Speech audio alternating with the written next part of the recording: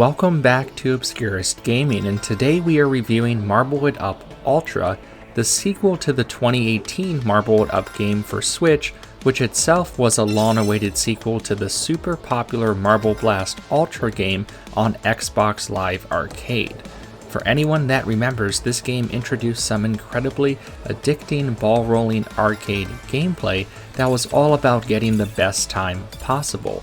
What's changed in the last almost 20 years since this came out? Let's find out.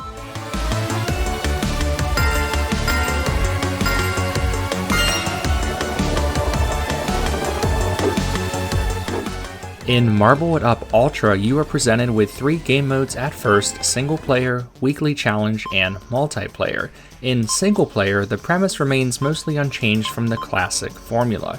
You will eventually unlock and compete in over 100 levels, all with incentives to get the lowest time and best medal possible. The second game mode is Weekly Challenge, which offers twists and variations on the single player levels. These levels change weekly with rotating leaderboards, which I find to be a nice inclusion once you've exhausted single player, and also for watching ghosts of people that have figured out shortcuts and you wonder how they get a time that's like 3 times better than your initial run. This was also in the 2018 version of Marble It Up as far as I know, but I never played that version, so I am happy to see this as a main game mode. The final game mode and largest change is the inclusion of a multiplayer mode, giving you a variety of games that can be played with up to 8 players online, all with cross-platform capabilities. For smaller games like this to not be dead on arrival on Switch, cross-platform is often a necessity that is overlooked, so it's good to see the developers included that here.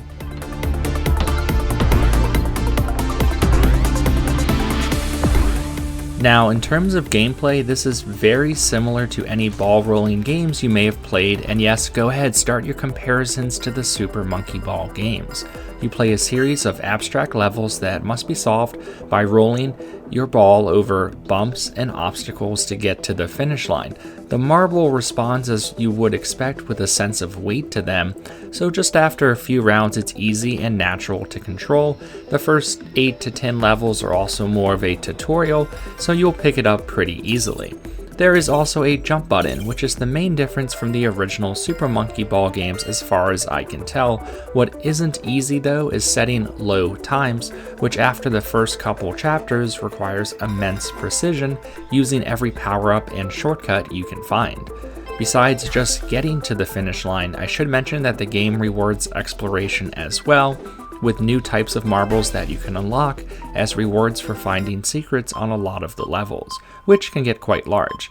This can also be unlocked by completing in-game achievements, which is a nice incentive to keep playing. There was nothing revolutionary here, but with 60 levels and another 40 or so bonus levels, it feels reasonable in length.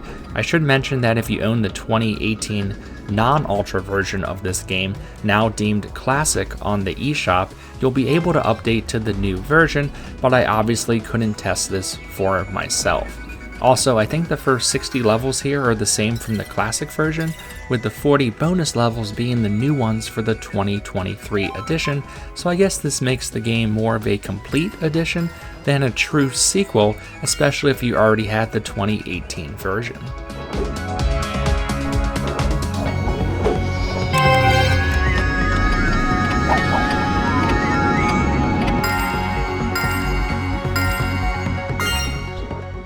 Now, what is 100% new is the multiplayer mode, of which there are 5 minigames: Gem Hunt, Team Gem Hunt, Soccer, Zombies, and Sumo.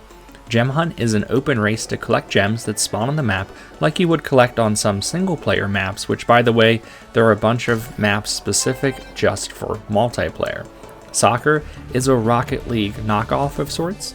Zombies is essentially tag, where you try not to be touched by other players or you'll turn into a zombie. And Sumo is like a Bumper Balls or a King of the Hill game, where you try to remain in a certain area for as long as you can without getting knocked off. I personally liked Gem Hunt and Sumo the most, but in the end I don't think these game modes add a ton to the experience. They certainly don't reach the party mode levels of classic games like Monkey Target, since the gameplay formula doesn't change a ton. I also think not including local multiplayer here is a mistake, since I am not sure what the player base will be in the future. I will say I had no issues finding a game for now, so again, props to the developers for including cross-platform play, and the performance was usually acceptable, with a few minor hiccups and lag at times. I was surprised to win 3 or so of my first 4 multiplayer games, so this mode is as equally pick up as play as single player, even if it was just a little break from the main game. Ultimately though, I think your enjoyment with Marble It Up Ultra will come down completely to whether or not you like the single player experience, with time trial and low score hunting being the biggest factor to keep playing.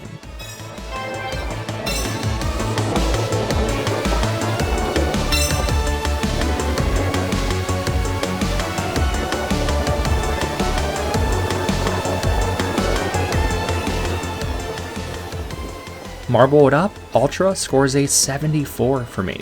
It's as technically sound and visually interesting as ever, and a significant improvement in terms of depth and content compared to the 2018 version.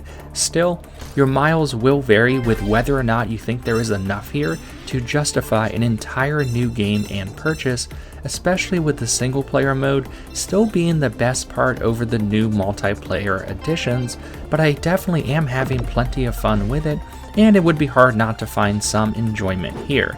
Remember, there is a Steam version as well with a ton of user-created levels, so if you're worried about future content, that might be the version to go with. Also, on the next-gen versions on Xbox and PlayStation, you can stream Spotify while playing, so that might break the monotony of techno music on the Switch version, just something to consider. But yeah, thanks for watching everyone, and I'll catch you next time.